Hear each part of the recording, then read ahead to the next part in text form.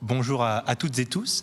Donc, je m'appelle Simon Grainville, je suis jeune doctorant en histoire de l'art au sein de l'université Paris-Nanterre. Je fais ma thèse sous la direction du professeur Thierry Dufresne. Et je suis également cette année boursier au sein du Centre allemand d'histoire de l'art de Paris, qui a choisi pour thématique annuelle donc, le street art, dans le cadre duquel mon sujet de thèse donc, s'inscrivait. Et avant toute chose, je tenais à remercier donc, les organisateurs et les organisatrices des rencontres urbaines de Nancy à l'occasion de cette superbe journée pour discuter de maintes et maintes choses autour de l'art urbain. Et je remercie notamment Cécile Cloutour de la Fédération de l'art urbain de mettre en avant les travaux de jeunes chercheurs à l'occasion de cette petite discussion. Et je remercie également Christian Modéo pour son expertise et pour participer également à la modération de cette présentation. Mais sans plus de tergiversation, venons-en aux faits. Imaginaire science-fictionnel et esthétique spatiale dans le graffiti français des années 80 à nos jours. Alors, je vous vois hausser un sourcil, mais qu'est-ce que ceci ? Eh bien, il s'agit du titre provisoire donc, de ma thèse, et vous l'aurez donc compris, je travaille sur l'influence de la science-fiction dans le graffiti français. Une science-fiction qui peut être littéraire, mais qui est également avant tout issue de productions visuelles, à l'instar de films, de comic books, de dessins animés, de bandes dessinées, de mangas, etc.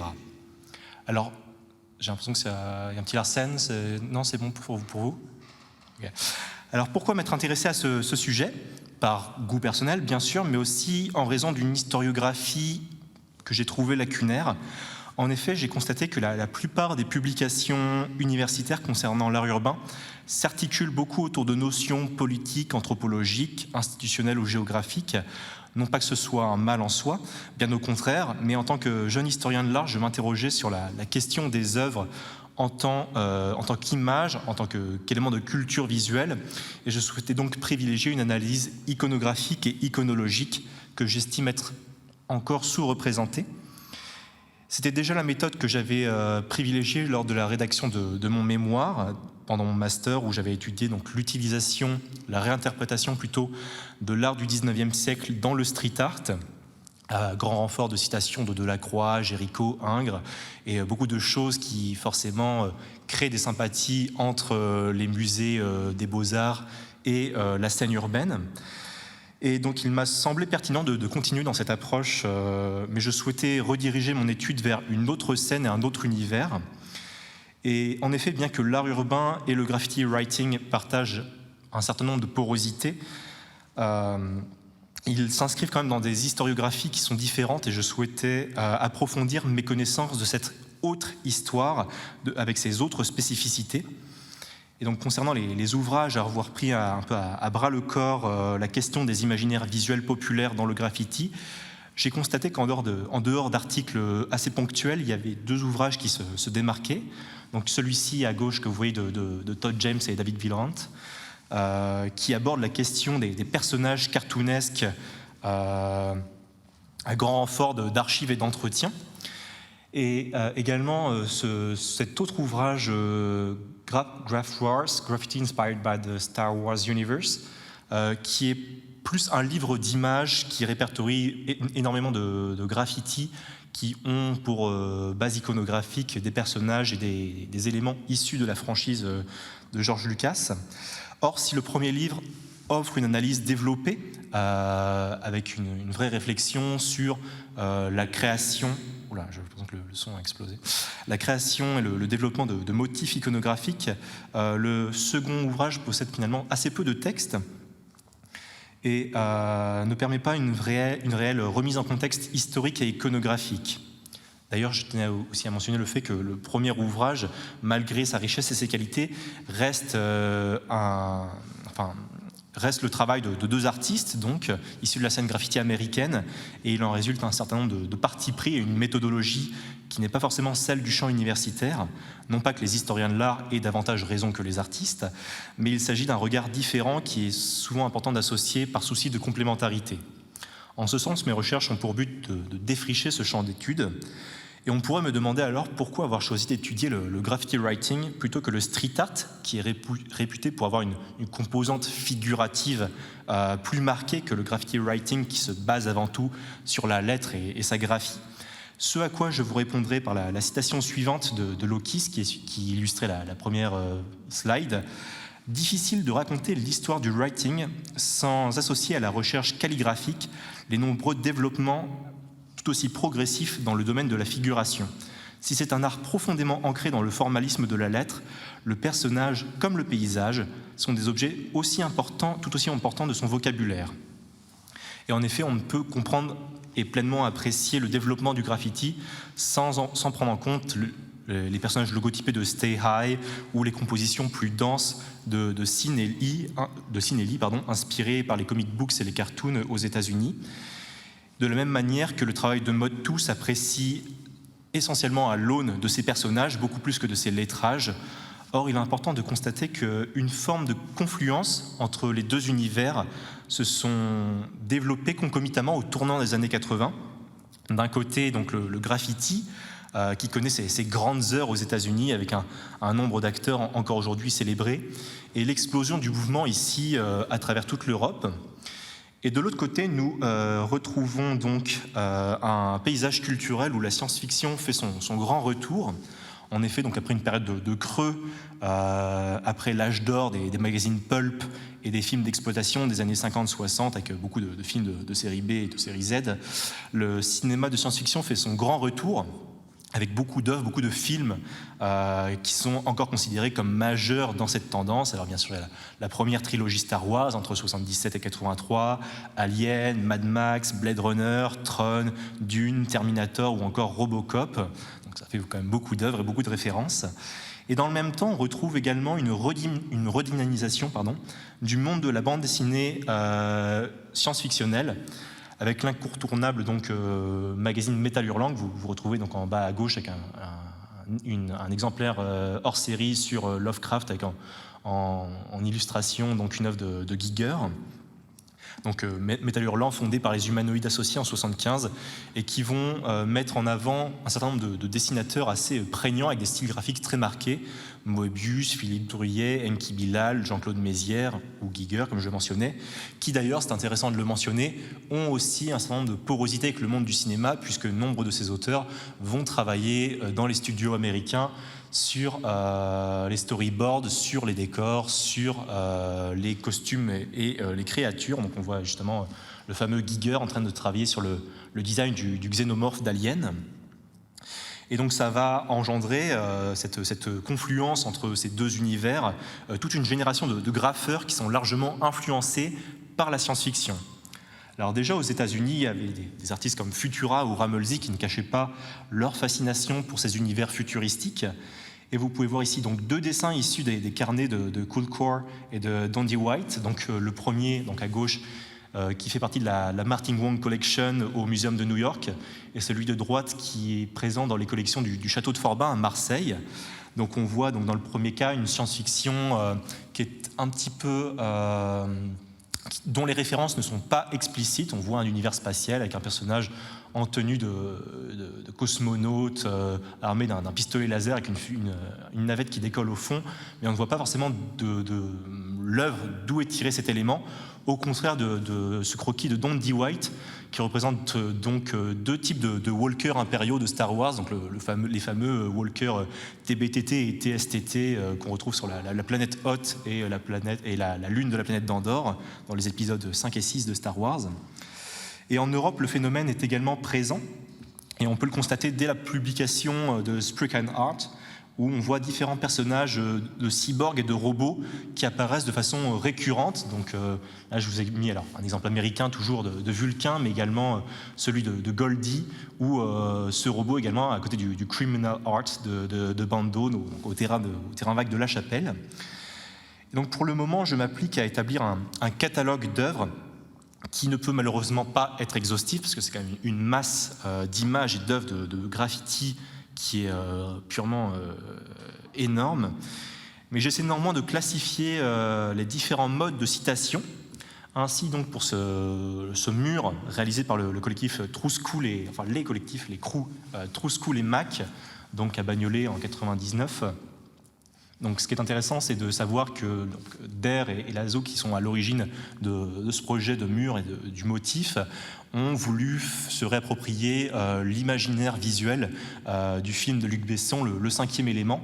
Néanmoins, ce qui est intéressant, c'est qu'on voit qu'il n'y a pas de reprise de personnages du film, ni même de scènes à proprement parler tirées du film, mais néanmoins, il y a une réappropriation de l'univers et une citation du film qui est vraiment tout à fait consciente.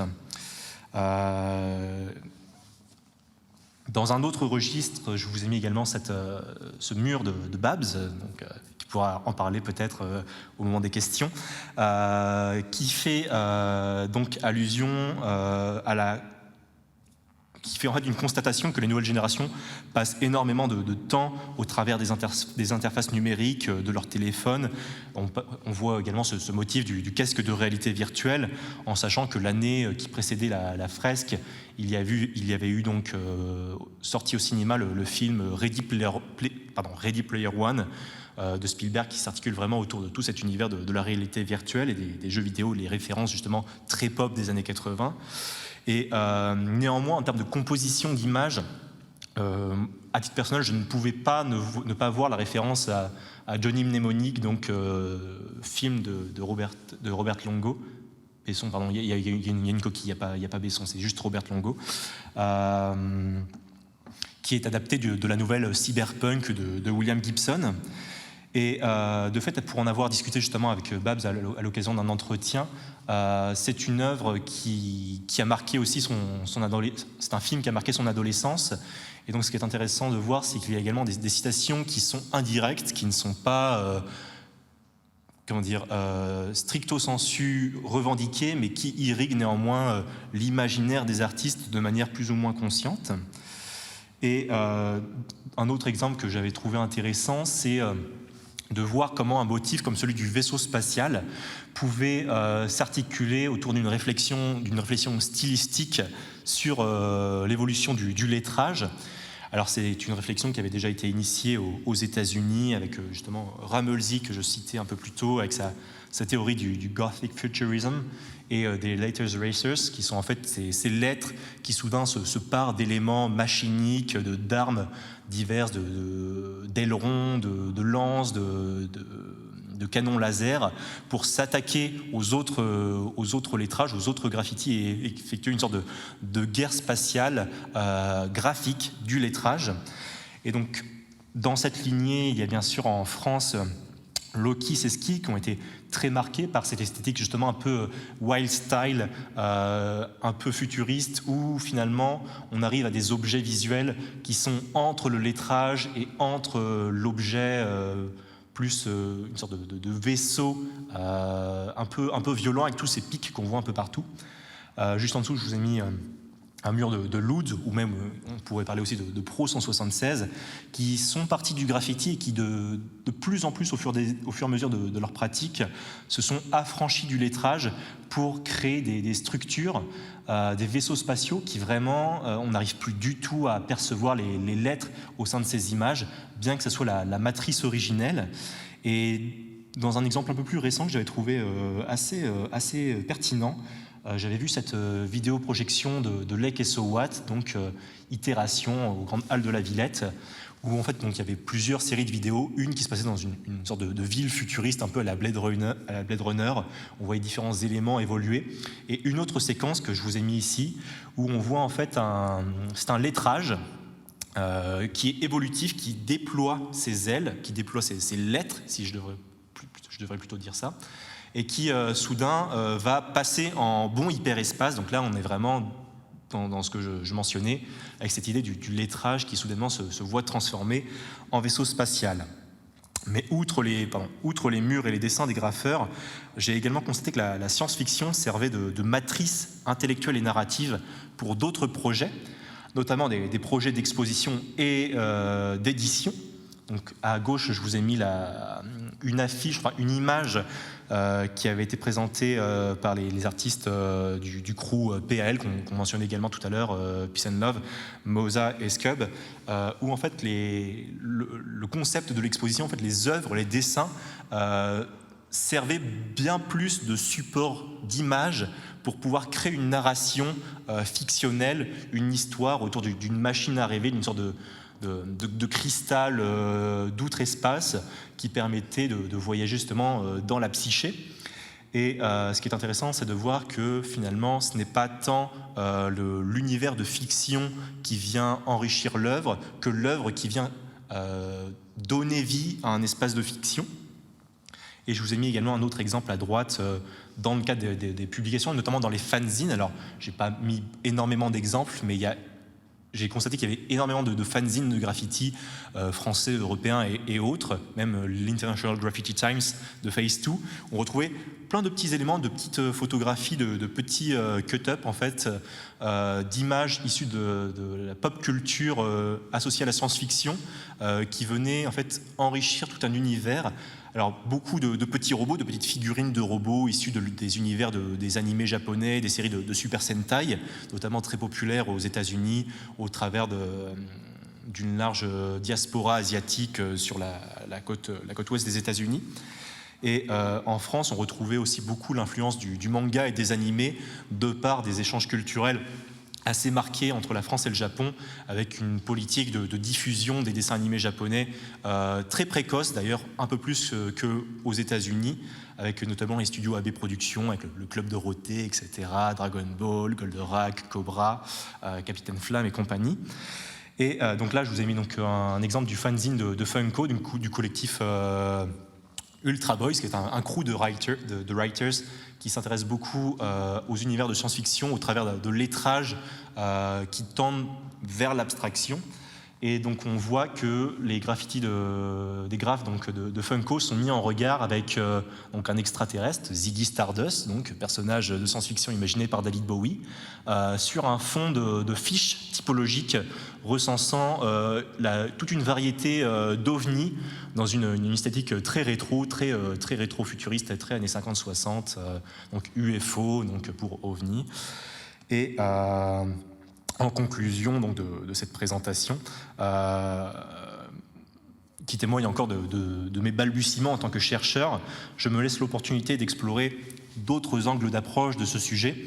Et je m'interroge en fait aussi sur la possibilité d'un retournement des stigmates, si on peut dire, dans lequel en fait, c'est le graffiti qui devient une influence pour les œuvres de science-fiction et qui permettent en fait d'asseoir un univers visuel assez marquant, notamment je pense à toute la science-fiction post-apocalyptique et cyberpunk qui sont marqués par des environnements urbains décadents, détruits, marginaux, où de fait, en fait la présence de graffiti va marquer une identité socio-culturelle, économique, qui est aussi un état de l'urbanisme qui n'est pas du tout aseptisé.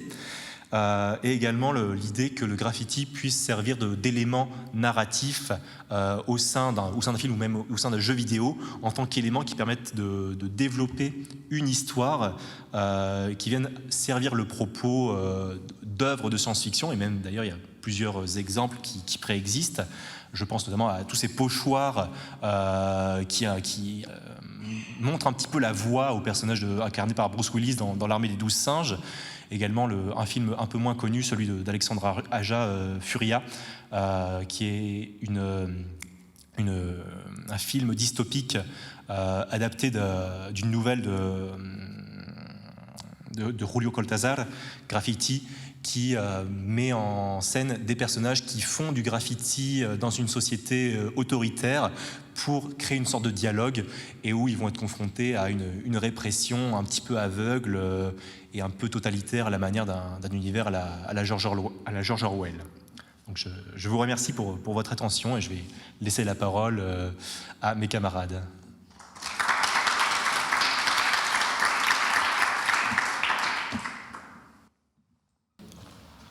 Alors bonjour à toutes et à tous. Et tout d'abord, je suis ravie d'être là avec vous pour cette journée et cet événement vraiment génial, je le trouve. Parce que, comme on a mentionné dans la matinée, et je pense qu'on est un peu tous d'accord, les difficultés dans l'histoire de l'art et dans l'académie de façon générale de justement raconter ces histoires Ces difficultés sont très claires. Je parlais à Susanna tout à l'heure aussi. J'ai eu du mal à même trouver un directeur de thèse pour ma thèse. Même en master, j'ai eu du mal à trouver quelqu'un qui voyait le street art, l'art urbain, comme de l'art. Voilà. J'ai eu de refus de la part de pas mal de professeurs qui disaient non, c'est pas de l'art, donc ça m'intéresse pas. Donc je trouve ça génial de pouvoir commencer vraiment à parler de ces expériences et de ces recherches. Voilà. Du coup, je vous remercie pour cette rencontre et pour cette opportunité d'en discuter, d'entendre d'autres points de vue, parce que je crois vraiment que le meilleur chemin pour parler d'art urbain est en effet l'interdisciplinarité, ou la multidisciplinarité peut-être. Voilà.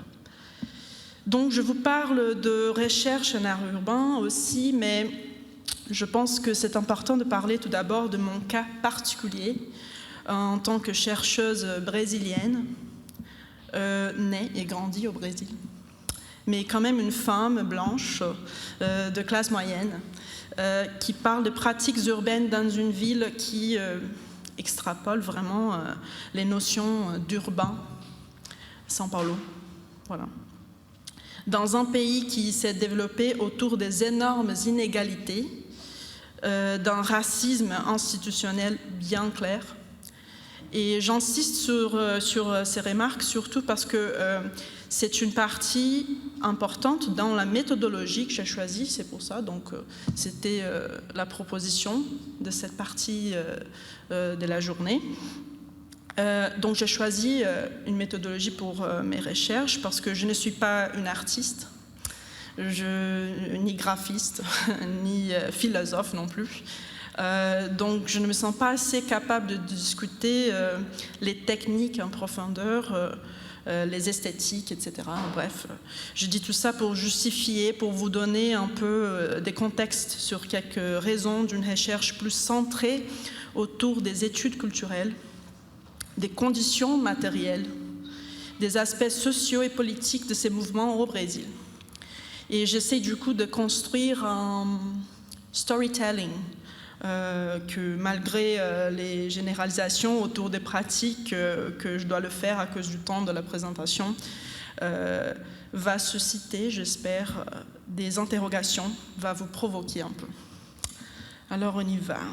Je vais vous donner un peu le visuel de mon sujet de recherche pour commencer. Je parle plutôt de São Paulo, mais on trouve tout ce dont je parle partout au Brésil. Donc, il y en a du coup ce que l'on connaît comme ce graffiti plutôt street art, voilà, qui commence au Brésil dans les années 1970, comme un mouvement d'étudiants pendant la dictature militaire. Surtout avec du pochoir et des inscriptions inspirées d'un héritage du modernisme brésilien des années 20. Aujourd'hui, avec des résultats plastiques parfois conçus comme du muralisme, comme vous voyez. Voilà. Et à São Paulo, ça devient assez imposant justement à cause de l'échelle, de la taille des bâtiments, des gratte-ciel où on trouve ces fresques, ces œuvres monumentales, pas seulement autorisées, mais à la fois aussi commissionnées. Même par le gouvernement de la ville, de l'État, etc.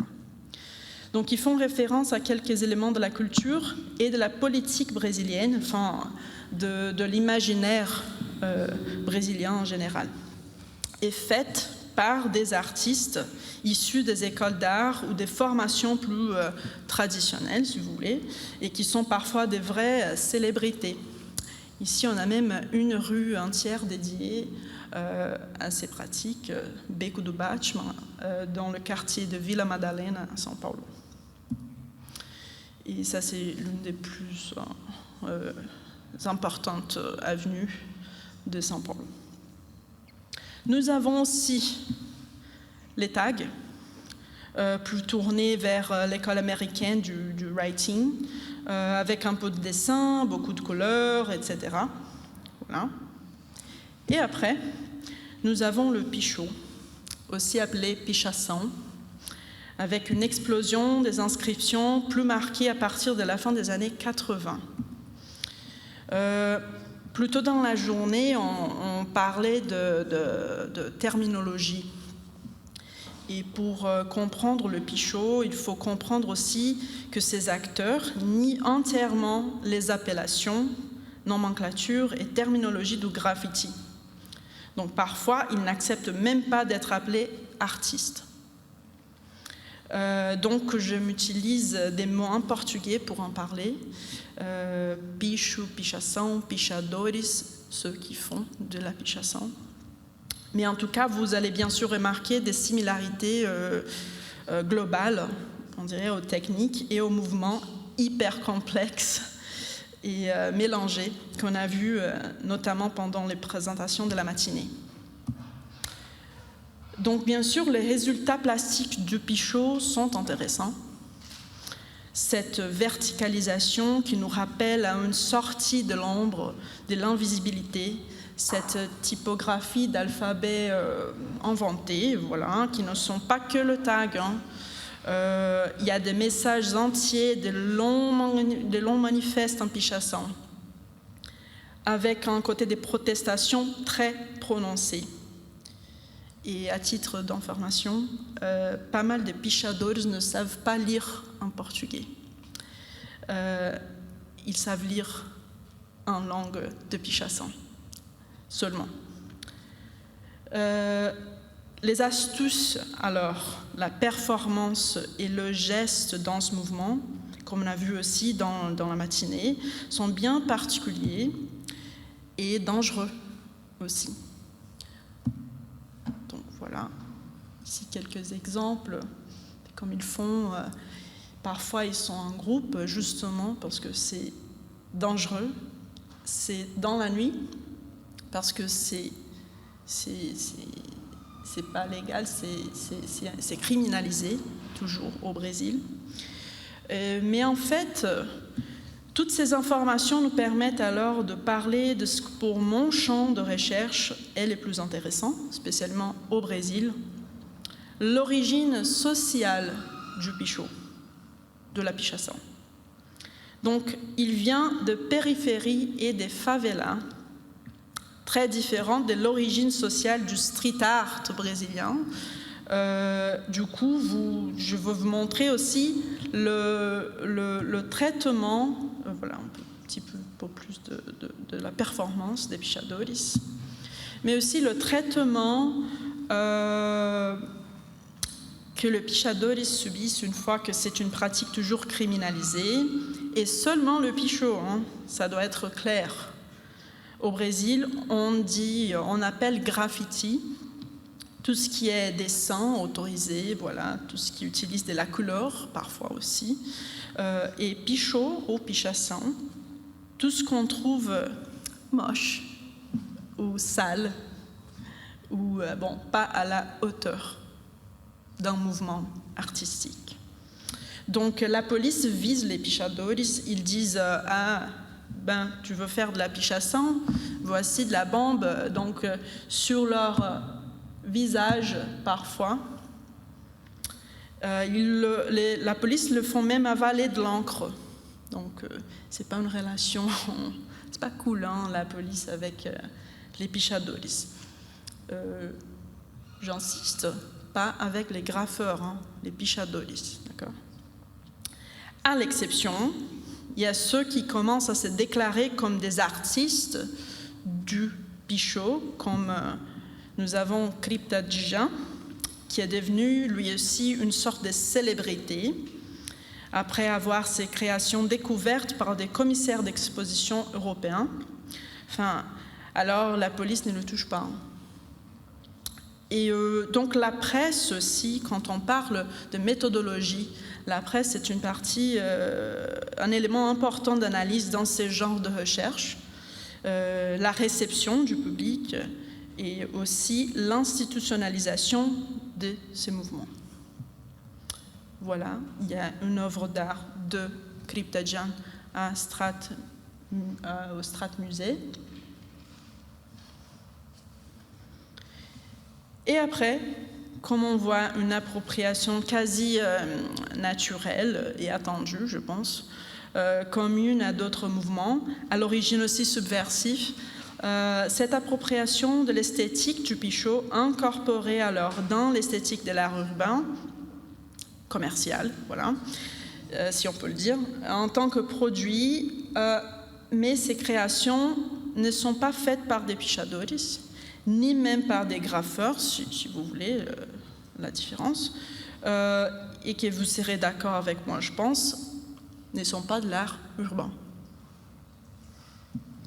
Donc je vous laisse avec cette question, pour moi assez centrale pour ma recherche en art urbain, et qui rappelle le titre de cette partie de notre rencontre, pour écrire l'histoire de l'art urbain. Depuis mon point de vue, l'esthétique, la sémiotique, toute la partie iconique et les résultats plastiques. Tous ces éléments sont très importants, bien sûr. Ils sont bien à voir et ils sont cool aussi. Mais tous ces éléments ne peuvent pas être isolés des notions urbaines, isolés des notions culturelles et isolés des contradictions sociales particulière à chaque lieu. J'étais très vite là, j'avais peur de ne pas avoir du temps, mais en tout cas, c'est un peu tout de ma présentation. Je vous laisse mon mail aussi, si vous voulez échanger un peu plus par rapport à ça. Je vous remercie encore.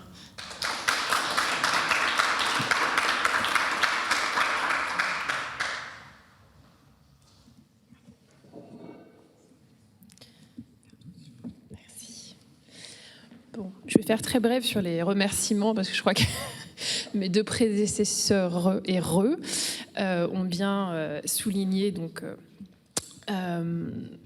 le remerciement par rapport à l'organisation de cette journée et nous avoir invités à discuter. Lorsque j'ai été contactée, l'idée c'était d'évoquer plutôt la partie méthodologique de nos recherches. Donc j'ai décidé d'axer cette intervention un petit peu sur ces questions. Je suis docteur en histoire de l'art contemporain, j'ai soutenu ma thèse en 2016. Elle était consacrée aux pratiques d'écriture, pour résumer, d'un sculpteur, notamment 30 000 feuillets manuscrits inédits que j'ai analysés. Et par la suite, parmi les missions, j'ai effectué 2 postdoctorats. Un postdoctorat d'1 an et demi au MUSEM et cette année un postdoctorat au Deutsches Forum für Kunstgeschichte, donc le Centre allemand d'histoire de l'art à Paris, qui fait cette année un programme annuel autour de ce qui s'appelle street art, mais entre nous, après mûre réflexion, on a préféré le terme de pratiques urbaines. Pour des raisons que vous allez évidemment évidentes, c'est que nous traitons en fait pas trop du street art réellement. Alors, dès mes premiers travaux, j'ai été sensible à l'approche de l'histoire sociale, culturelle et politique de l'art. Et c'est vraiment dans ce champ que je me situe, attentive aussi bien aux artistes, aux créateurs qu'aux conditions de production et réception des œuvres, aux acteurs également du champ artistique et intellectuel, ainsi qu'aux processus créatifs et culture visuelle. Ce qui implique, selon moi, une ouverture de corpus de l'histoire de l'art à la créativité par les marges, au lien entre art et création populaire et culture populaire et aux visibilités politiques. Je le précise pour rendre compte de mon positionnement méthodologique, mes questionnements qui traversent aussi ces 3 enquêtes autour du graphe menées depuis 2018. La première, donc je l'ai dit, à Marseille, qui concerne la ville qui était au MUSEM, qui concerne Marseille et le nord de l'Italie. Donc mes premières enquêtes s'inscrivent dans le cadre de cette recherche postdoctorale réalisée au MUSEM en 2018-2019 avec un laboratoire qui est un laboratoire d'art plastique. Si je le précise, c'est aussi parce que ce n'est pas un laboratoire d'histoire de l'art et que c'est important aussi par rapport à la méthode. Pour rappel, le MUSEM a une méthode d'acquisition des œuvres et scientifique qui est celle de l'enquête collecte. L'enquête collecte, c'est donc une approche qui se distingue singulièrement des musées des beaux-arts. L'enquête collecte consiste à une première partie qui est programmée, des enquêtes ethnographiques pour observer un fait de société, en rapportant des témoignages qui soient matériels, immatériels, qui est donc la partie collecte, et ensuite une analyse de ces matériaux avant qu'ils puissent rejoindre les fonds du musée qui correspond à la partie collecte, donc qui est radicalement différente des méthodes d'acquisition des musées des beaux-arts. Dans mon cas, pour ce postdoctorat, je voulais étudier les limites floues qui s'opèrent dans le graphe entre légalité, illégalité et tolérance, en circonscrivant notamment ces zones frontières où le writing, bien qu'illégal, est toléré par les instances gouvernantes. Alors j'ai ainsi mené pour la partie enquête à Marseille des entretiens ciblés avec des graffeurs, mais aussi des entretiens avec des acteurs défendant cette pratique, donc des galeristes, associations ayant œuvré à la défense du street art, ou représentant au contraire une institution les réprimant le phénomène. J'entends par là des entreprises spécialisées dans l'effacement des graffitis, la police scientifique et aussi avec des directeurs de centres pénitentiaires. Ces éléments ont été confrontés aux archives. En particulier des archives municipales, notamment par exemple les registres de délibération de mairie, pour analyser la façon dont la mairie qualifie les graffeurs et les graphes. On se rend compte, depuis l'évolution des années 80, la mention d'abord de vandales, de délinquants, jusqu'à récemment créateurs, artistes, et les politiques aussi menées par la ville pour endiguer ces phénomènes, c'est-à-dire des archives liées au budget d'effacement, par exemple, au budget de marché. Ces informations dessinent en fait une sociologie véritablement de la ville singulière, avec des effacements prioritaires dans certains quartiers et des budgets différenciés. En ce qui concerne les acteurs, afin de les identifier, je suis partie de la rue en effectuant ce qu'on pourrait appeler en histoire de l'art une sorte de catalogue raisonné à l'échelle de la cité à un instant T. Outre l'intérêt véritablement patrimonial, cette action m'a permis une identification plus aisée des graffeurs et des crews, par récurrence, par recoupement, aussi pour affiner mon regard, pour décrypter les lettrages, cibler également la jeune génération, puisque seuls les graphes les plus récents subsistent sur les murs, de repérer les espaces les plus graffés, ce qui dessine des espaces de visibilité dans l'espace urbain, et aussi d'éviter dans ces cas-là d'obtenir des coordonnées de graffeurs uniquement par l'intermédiaire d'un informateur, qui est quelque chose qui est très utilisé notamment dans le musée de société. Le risque aurait été d'avoir des contacts uniquement du même réseau, ce qui aurait nui à la diversité des profils approchés. Durant quelques mois, je me suis focalisée aussi sur le quartier de la Plaine, à Marseille, qui a été au cœur des recherches, puisque les murs sont devenus un lieu véritablement d'activisme social et politique, où graphes, graffitis, pochoirs coexistaient véritablement sans aucune distinction. Ceci en raison des projets d'aménagement d'urbanisme de la Plaine engagés par la mairie de Marseille et qui a provoqué la colère des riverains, avec en réponse la municipalité qui a érigé un mur de 1000 tonnes de béton, devenu au fur et à mesure un véritable palimpseste et qui est tombé à plusieurs reprises, surnommé le Petit Berlin de Marseille. L'effondrement également, si vous vous souvenez, des immeubles de la rue d'Aubagne le 5 novembre 2018, provoquant la mort de 8 personnes et mettant aussi en exergue l'incurie et la politique d'urbanisme de la municipalité.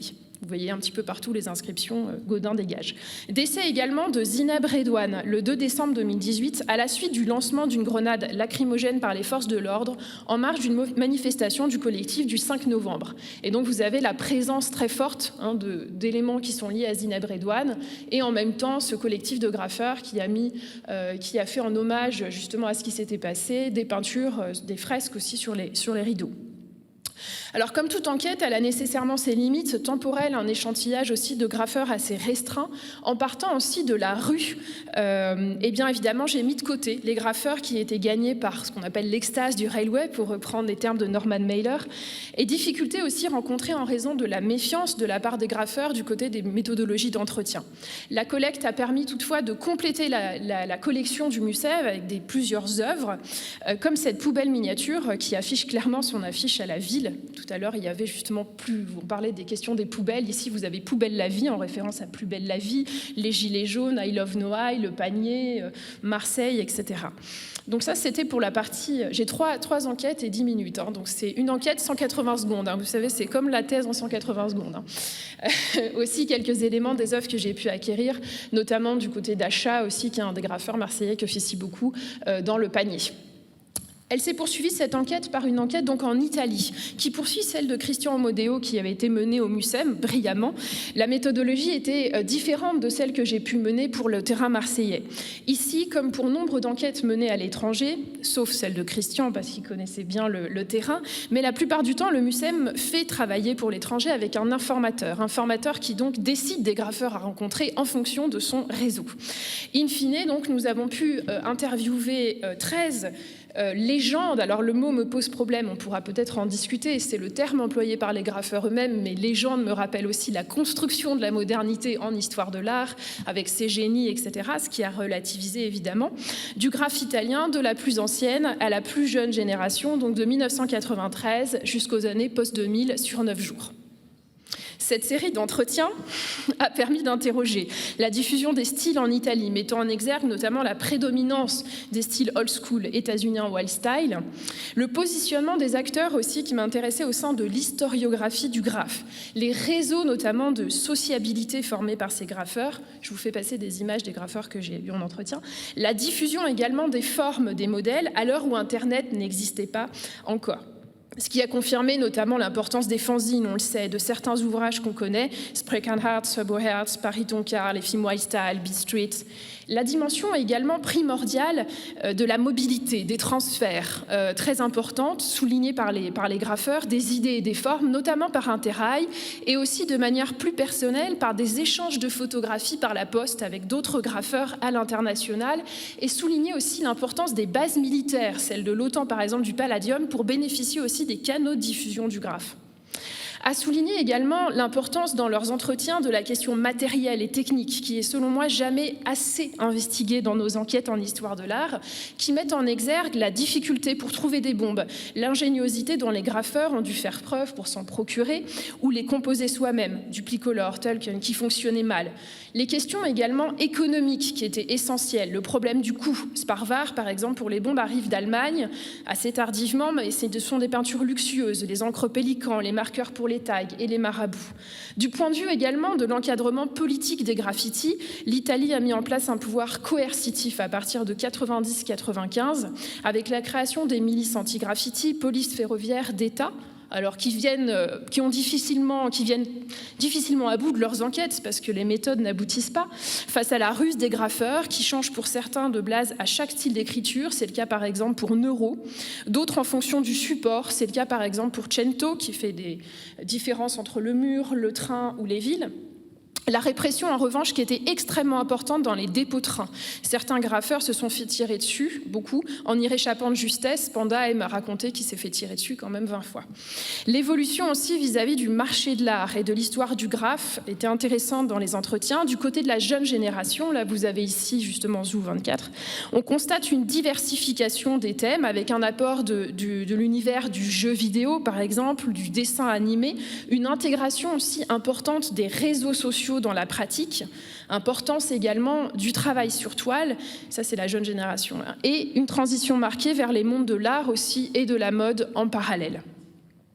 À la suite de ces enquêtes, de nombreuses propositions d'acquisition d'œuvres sont parvenues au MUCEM, plus d'une centaine, ce qui impose d'opérer des choix à l'heure où le graphe est pleinement intégré dans le marché de l'art, lesquels se placer du point de vue de l'histoire de l'art, ce qui serait une position tout à fait inhabituelle pour un musée ethnographique en termes de coûts, de type d'objets à acquérir. Est-ce que pour un même budget, on doit prendre plutôt des archives, une sculpture ou plutôt une toile? Le point de vue aujourd'hui privilégié par le MUCEM, en tout cas à l'époque où j'y étais, était de garder en mémoire la méthode ethnographique qui a présidé donc aux collections. Les limites sont nombreuses, évidemment temporelles, et aussi on aurait aimé suivre, bien sûr, beaucoup plus l'analyse avec des récoltes de données in situ, des archives, et pas uniquement des entretiens menés de cette manière, pour avoir beaucoup plus accès à l'histoire sociale, politique, culturelle. Troisième enquête, 180 secondes. Dans la poursuite, j'ai souhaité, dans le cadre d'un nouveau postdoctorat cette année au DFK, qui est cette fois-ci un centre d'histoire de l'art. Et donc, encore une fois, la méthodologie est différente de celle du MUCEM et de celle d'un laboratoire d'art plastique. Investiguer davantage les liens du graphe avec la dimension politique et militante. Alors, ce parti pris, pour moi, interroger l'historiographie du graphe. Je sais que Simon vient de dire que la question politique était très investiguée, et en même temps, cette dimension politique est très souvent associée, le graphe, à une dépolitisation au moment de sa diffusion européenne. Alors que dans mon cas, je m'intéresse aussi aux manières dont on formule cette question du politique, qui est plus liée à l'engagement, qui est plutôt la politique d'écrire dans la rue. Donc déjà, je m'intéresse aussi à ces frontières poreuses, comme on a pu le voir cet après-midi, où justement le graphe, par exemple, va voisiner au début avec le punk. On peut penser à l'Italie ou bien sûr aussi à Amsterdam. Donc ces questions me taraudaient, on va dire. Mon approche est celle s'inscrit dans une perspective transnationale en histoire de l'art, relevant des transferts culturels et de l'histoire connectée. Elle s'ancre dans le pourtour méditerranéen, qui a été au cœur d'événements d'écriture majeurs ces dernières années, en lien notamment avec les processus de refondation politique qui s'y font jour. On pense à Tunis, on pense au Caire. Là, ici, vous voyez, cette question qui m'intéressait, 2 terrains se sont imposés. Le quartier anarchiste des Arca, à Athènes, où vous avez des graphes, je vais vous montrer après des images, où vous avez des graphes politisés qui voisinent avec des squats de réfugiés et des lieux autogérés. Et un deuxième, c'est Paris, sans exclusivité avec aussi Nantes, où dans le sillage des mouvements des Gilets jaunes, on a pu constater l'apparition aussi d'une floraison de graphes, de fresques et aussi de collectifs qui se sont constitués. Plusieurs points ont guidé à l'origine mes questionnements. Les conditions matérielles de production et de réalisation de ces graphes, notamment, et c'est pour ça que j'ai mis cette image, les adaptations du point de vue du faire. Au moment où justement on a des graphes qui sont politisés, comment les graffeurs répondent à ces impératifs contestataires en ajoutant des dédicaces, par exemple des slogans. Ici on a aussi, vous voyez, la dédicace RIP Attar, un enfant nomade de 11 ans assassiné par les carabiniers ici en 93, ou ici par rapport à ce graphe qui prend position par rapport aux dealers de drogue à Marseille, ou ici encore à Nantes où on voit c'est ici à Nantes la police tue, rien n'arrête un peuple qui danse. Donc qu'est-ce que ça pose ces questions en matière de faire, en matière également d'intertextualité, de dialogue avec les autres écritures urbaines, la manière dont elles sont publicisées sur les murs, les stratégies employées pour dans ces cas-là accroître non seulement la visibilité dans l'espace mais aussi la lisibilité, puisqu'il faut que les personnes puissent lire. Ici, à Nantes, la police tue, par exemple.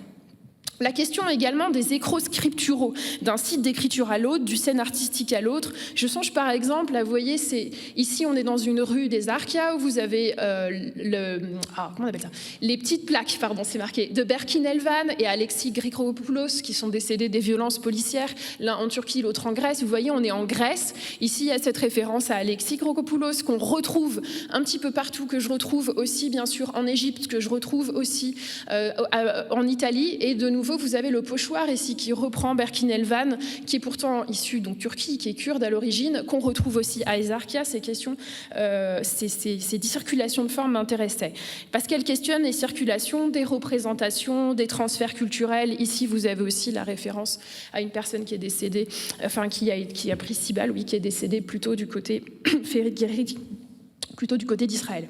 Du côté aussi des images et des luttes. Pour l'enquête à Athènes, qui est toujours en cours, j'ai mené donc des entretiens, des enquêtes de terrain.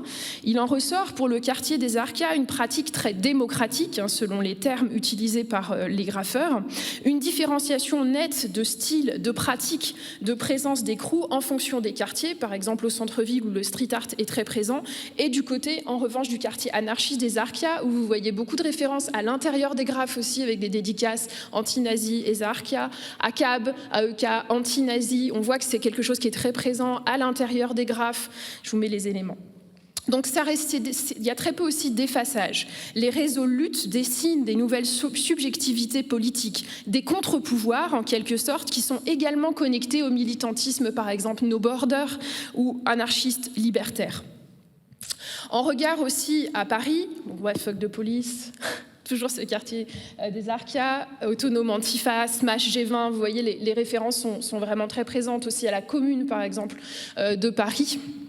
En regard, je suis toujours en mode 180 secondes, en regard à Paris, c'est le TGV pour aller à Nancy, j'ai décidé de suivre de manière privilégiée notamment un groupe qui est le groupe Black Lines, né en 2018, que ce soit les événements qu'ils organisent sur les murs libres ou aussi lors des manifestations qu'ils organisent. Ce qui a pu aboutir à une dizaine d'entretiens. Le procédé d'enquête prend du temps, on pourra parler, mais c'est quelque chose qui, bien sûr, est long au niveau des enquêtes.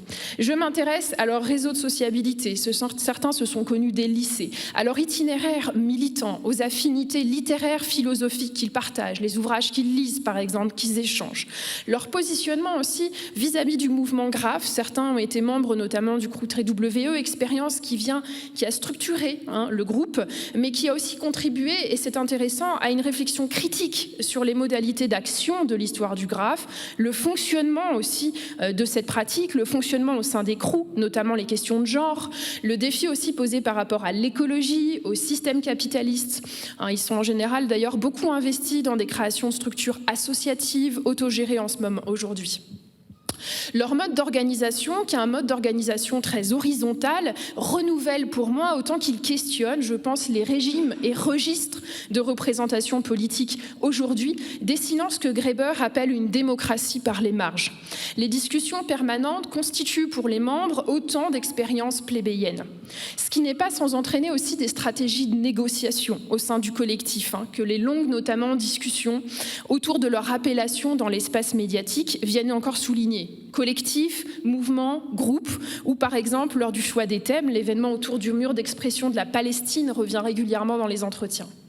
Se sont révélés aussi importants à étudier les échanges nombreux à l'international. On a des ramifications vers l'Amérique latine, la Grèce, Belgique, Pays-Bas, et une volonté d'étendre ces partenariats. Par exemple, ce groupe numérise les graphes, des banderoles que je vais vous montrer, les vectorise pour pouvoir les mettre en ligne et que d'autres groupes ailleurs puissent les récupérer pour leur lutte. À travers aussi, sur le plan national, les liens avec des réseaux antifascistes, le média Nantes Révolté, les ZAD aussi, le comité Adama qu'on voit ici avec des banderoles de Vinci, et bien sûr le mouvement des Gilets jaunes avec lequel ils partagent cette même volonté de refondation du politique. Alors, les banderoles graphées Black Lines sont de toute manifestation des Gilets jaunes, absolument toutes les semaines. Elles sont intéressantes du point de vue de l'adaptation de la pratique du graphe à un support. Il est très d'ailleurs difficile d'obtenir les toiles cirées pour les faire. D'autres les font avec des principes de, comme ce qu'on met quand on fait des pâtisseries, là, comment on appelle ça, ce truc plastique, je sais plus, non, j'ai perdu le mot, cellophane, pardon. Aussi, donc il y a cette question de l'adaptation du côté du fer, de la technique, comment récupérer le matériau, parce que c'est un matériau qui est assez coûteux. Elle est intéressante donc, du point de vue de l'adaptation de la pratique, de la matérialité, mais aussi parce qu'elle développe une agentivité, y compris chez les personnes qui sont peu habituées au rite des cortèges. On a une dimension quasi militaire de la banderole graphée quand elle est utilisée en manifestation. Donc elle demande aussi à être analysée en lien avec l'évolution des tactiques de maintien de l'ordre, notamment récentes, usage du LBD, du flashball et donc de la banderole graphée pour justement se protéger, mais aussi des techniques de manifestation, celles des cortèges de tête, de l'apparition notamment du Black Bloc depuis 2018 et du savoir-faire militant. D'autant plus importante à l'heure de l'internationalisation des luttes, de la globalisation des révoltes, selon le terme de Michel Kokoreff. En conclusion, étudier le graphe, c'est faire le diagnostic du temps présent, pour reprendre les termes de Michel Foucault. À travers ces pratiques plurielles, notamment celles en lien avec le politique, se dessinent des champs de force, des colères, des équilibres instables, je reprends ici un terme de Gramsci, de nos sociétés contemporaines. En ce sens, il y a, comme le rappelle l'historien Philippe Artière, à propos des écrits éphémères, une urgence à les collecter, à les décrypter, à les analyser selon un spectre élargi sur le plan du culturel, du politique, du sociologique, mais aussi de la performativité, de la matérialité. Et sur ce point précisément, performativité, matérialité, l'histoire de l'art est vraiment à même de se positionner pour son étude. En contrepartie, cette histoire de l'art gagne à s'ouvrir à des champs disciplinaires variés, sciences politiques, anthropologie, mais aussi aux cultural studies, qui s'intéressent par exemple non pas à la réception du point de vue des acteurs institutionnels auxquels on est habitué, c'est-à-dire critique d'art, marché de l'art, mais aussi de la part des acteurs eux-mêmes, ce qui change la question de la méthodologie, s'intéressent aussi du point de vue des liens entre art et populaire. Aux visual studies et également en particulier lorsqu'on s'intéresse au graphe post-1990, qui fait largement usage aux réseaux sociaux. Dès 1990, Mitchell, qui est le chef de file avec Mirzoeff aussi des Visual Studies aux États-Unis, actait le tournant pictorial de nos sociétés, soit la prédominance des images visuelles comme mode d'expression dominant au détriment des mots. Dans How to See the World ou The Right to Look, vous avez les phrases, moi j'arrive pas à lire, je les ai pas notées. Ah si, c'est bon. 3500 milliards de photos ont été prises en 2014, soit autant en une année que l'ensemble des photos prises entre 1839 et 2010. Ces champs, notamment les études visuelles, permettent aussi des réflexions intéressantes en ce qui concerne l'évolution du graphe sur le plan des luttes et des luttes pour la visibilité dans l'espace public. Je songe bien sûr à Black Lines, que je viens de vous présenter, mais à Ganzir aussi, qui a été très important dans les luttes pour le printemps arabe, graffeur qui a diffusé des manuels de la contestation à destination des personnes. Qui vient donc, à travers le graphe, visibiliser en quelque sorte des luttes en portant la voix de personnes se sentant invisibles, invisibilisées, que ce soit dans l'espace public et médiatique. Avec justement ces questions autour des études visuelles qui rejoignent aussi celles qu'on peut trouver par exemple chez les théoriciens de l'école de Francfort, avec par exemple la lutte pour la reconnaissance qui va être posée justement autour de ces visibilités politiques. Et j'ai oublié bien sûr aussi les questions de genre qui ont été un petit peu mentionnées ce matin, mais qui sont très importantes aussi, les gender studies, par rapport au sujet qu'on étudie. Voilà, je vous remercie.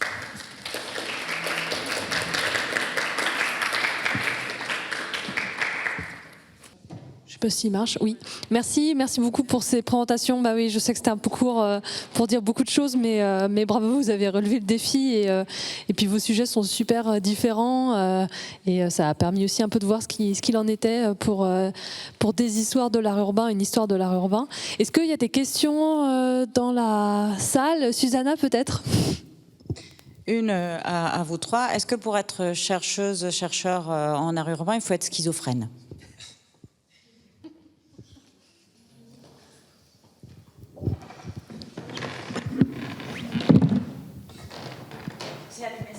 C'est allumé, oui. Schizophrène, c'est-à-dire Regarder dans plusieurs endroits en même temps.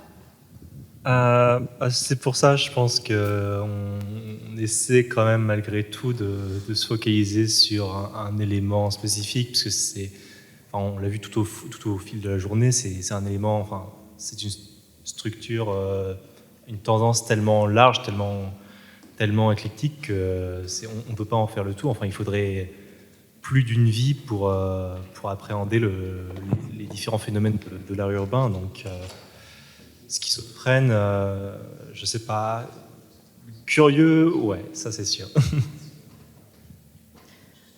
Ouais, schizophrène, je pense pas, mais subversif, oui, tout à fait. Comme j'ai évoqué, je pense qu'il faut plutôt regarder autour de soi-même de façon plurielle. Voilà. Et pour ça, subvertir un peu ces façons traditionnelles d'analyse, peut-être. S'adapter, comme ma collègue a dit qu'elle a utilisé trois méthodologies. Ça dépend aussi du sujet, de l'objectif, et voilà. Alors moi je dirais non. Non, je sais pas si on est... C'est bon. Mais c'est très bien, c'est une question qui pourrait très bien être posée en audition de maître de conférence, je pense. C'est très bien de réfléchir sur ces pratiques. Je dirais non, bon déjà parce que moi-même je ne me considère pas comme une chercheuse de l'histoire de l'art urbain, c'est-à-dire que ça fait partie voilà, des questionnements que je me pose par rapport à ma pratique dans l'histoire de l'art, mais elle est plutôt articulée aux questions des pratiques et des actes d'écriture, en fait, donc ça fait partie. Ensuite, comme tout sujet, c'est ce que disait Simon, n'importe quel sujet qu'on a en recherche, en fait, c'est le sujet d'une vie, c'est le sujet même de plusieurs vies, c'est bien pour ça qu'on met chacun une pierre à l'édifice en tant que chercheur-chercheuse. Moi, je crois que ce qui est intéressant, c'est un sujet qui, effectivement, nécessite de remettre en cause nos méthodologies d'approche, mais surtout, je le vois comme une dimension du prisme, en fait. On a un prisme, on essaye de voir absolument toutes les facettes, mais est-ce que c'est pas le cas avec absolument tous les sujets de recherche? Je travaille aussi sur... les réappropriations de la statuaire coloniale en Afrique subsaharienne, ça demande aussi en fait de sortir de ces champs d'expertise, en tout cas de réfléchir à toutes les facettes. Donc reformulation, avec les objets que vous vous êtes donnés, vous êtes les historiens de l'art du présent et du futur?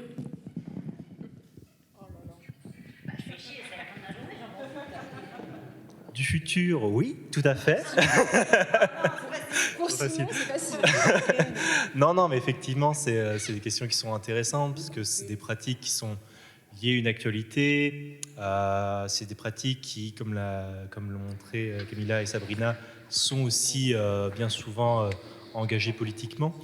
Donc, en fait, l'art urbain permet de subvertir quelque part le réel et de penser à d'autres modèles de société à venir, justement, et un rapport à la démocratie, au dialogue, à l'urbanisme, qui sont aussi des choses qui sont en développement constant.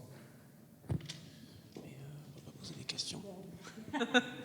Je suis même pas historienne de l'art, moi. Ma formation n'a rien à voir. Non, ouais. Donc, je sais pas. Ouais, voilà. Je sais pas comment. Peut-être. Tu peux interpréter, à mon avis, avec chercheuse. Ouais, je sais pas. Je pense que c'est un peu comme ça. Il faut toute une vie, peut-être pour comprendre vraiment ce qu'on fait. Peut-être on le finit jamais, je sais pas. Oui, moi je pense que de toute façon, les traditions, qu'elles soient historiographiques, la manière dont on se positionne, on voit ici par exemple dans les interventions des positionnements méthodologiques très différents. Alors évidemment, j'ai pas envie de parler à la place d'intervenants, mais on en discute un petit peu beaucoup avec aussi Simon, parfois au DFK. Sur que chez Simon, il y a cette approche de l'histoire de l'art iconographique, une approche de l'histoire de l'art qui n'est pas exclusive à l'histoire des formes, mais qui reste chez toi extrêmement prégnante. Dans ton cas, on sent l'apport aussi. Bien sûr, tu es en art plastique, en tout cas en théorie de l'art, donc des théories de l'art telles que les cultural studies, notamment, que tu monopolises. Donc je pense que c'est un sujet qui permet d'être à la croisée, justement, de ces méthodologies de l'histoire de l'art, qui sont celles qui ont été questionnées dans la discipline, que ce soit l'approche formaliste, l'approche contextualiste, l'histoire sociale et culturelle de l'art, et en même temps qui se tournent, alors peut-être pas vers le futur, mais peut-être en tout cas par des théories récentes qu'on a pu citer, comme les visual studies, les cultural studies. On pourrait parler aussi des subaltern studies. Donc je pense que c'est là, elle se situe à l'articulation peut-être de cette filiation passée qui reste encore pertinente, on va dire pas efficiente, mais en tout cas pertinente, et qui permet aussi des ouvertures vers des nouvelles méthodologies d'aujourd'hui et sans doute de maintenant. En même temps, les cultural studies et les visual studies s'appuient sur la French theory, si on peut dire. Donc oui, elle a encore de beaux jours devant elle.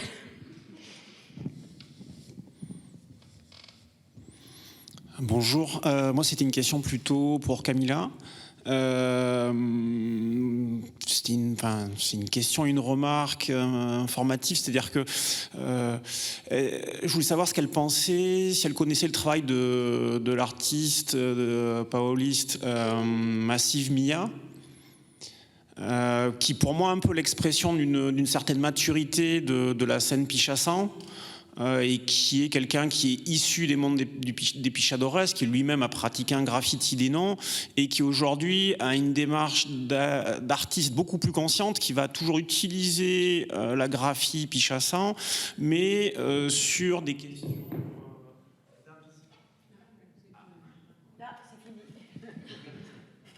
C'est la régie qui dit ça. Non, c'est des questions d'invisibilisation en fait des Noirs dans la société brésilienne, et en fait c'est quelqu'un qui donc, utilise l'esthétique du Pichassan pour faire des grands lettrages. Il marque négro en très grand sur des institutions, des banques, des choses comme ça, et aussi sur des photos. C'est souvent des photos qui sont des photos d'archives de la colonisation.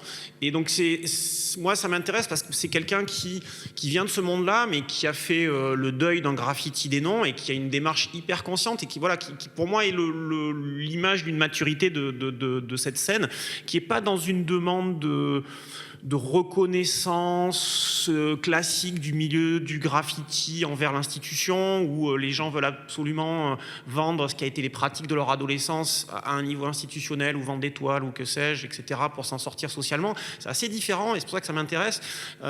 Et donc je trouvais, voilà, c'est Massive Mia, Mia, mais son compte Insta, c'est Massive Mia, et c'est une espèce de propagande, tout ça. Donc voilà, c'est pour savoir si vous avez repéré cette figure, si ça reste obscur là-bas et que quelques-uns, ou ça a été repéré plus largement, ou pas du tout. Bon, je ne réponds pas pour tous les Brésiliens, bien sûr. Et, bon, moi, perso, ça ne me vient pas à la tête qui. Mais en effet, il y en a beaucoup des pichadoles maintenant qui sortent de l'ombre, voilà, qui sont devenus des artistes qui s'appellent maintenant des artistes du pichot, de la pichasson, et aussi qui sont passés par plusieurs genres de graphisme. Nous avons des appellations mixtes comme grappichou. C'est un mélange entre graffiti et pichot. Et ça dépend aussi de la région, ça dépend. Mais ils sont de plus en plus reconnus, je pense. En effet, plus dans l'académie maintenant, ça c'est un peu bizarre, mais oui, par des gens comme moi qui commencent à étudier leurs pratiques. Et entre eux, ça c'est très, ils sont des célébrités entre eux, ça c'est sûr. Hein, si c'est peut-être la classe moyenne et qu'ils ne le connaissent pas en fait, mais entre eux, ça c'est sûr. Je suis sûre que quelqu'un le connaît bien sûr. Et je ne sais pas si ça répond à votre question. Avant de chasser tout le monde, peut-être. Une petite question bête. Ça veut dire quoi, pichot? Ah oui, la dame là-bas, elle voulait savoir aussi. En fait, pichot, je ne sais pas le mot en français, c'est de la goudre, ça existe? Oui, c'est ça? Ouais, voilà, goudron. Pichi, en portugais. Ça veut dire, c'est juste une façon d'appeler l'encre noire. Et c'est pour ça que je fais aussi, j'ai appelé tout ce qui est sale, tout ce qui est moche, parce que là, maintenant, tout ça, c'est de la pichação au Brésil.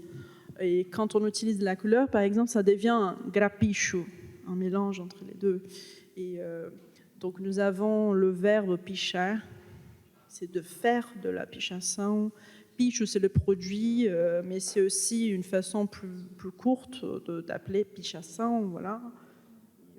Ça, c'est intéressant aussi parce qu'il faut comprendre un peu la langue. À la fin, je ne sais pas qui l'a mentionné aussi, que la langue était très importante pour comprendre. C'était Edika, je pense, qu'elle a mentionné la langue quand elle a parlé des inscriptions à Moscou, etc., que c'était différent justement pour ça. Le portugais, ça fait aussi pareil.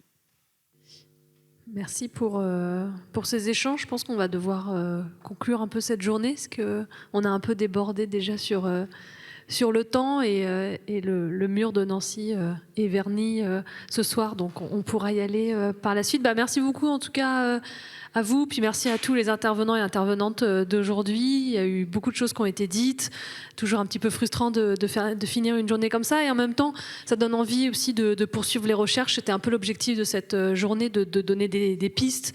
Voilà, ces journées sont aussi enregistrées. Merci à l'équipe technique aussi pour la captation. Donc l'idée c'est vraiment qu'elle soit diffusée, qu'on puisse en parler aussi dans les écoles d'art, dans les universités, dans les musées.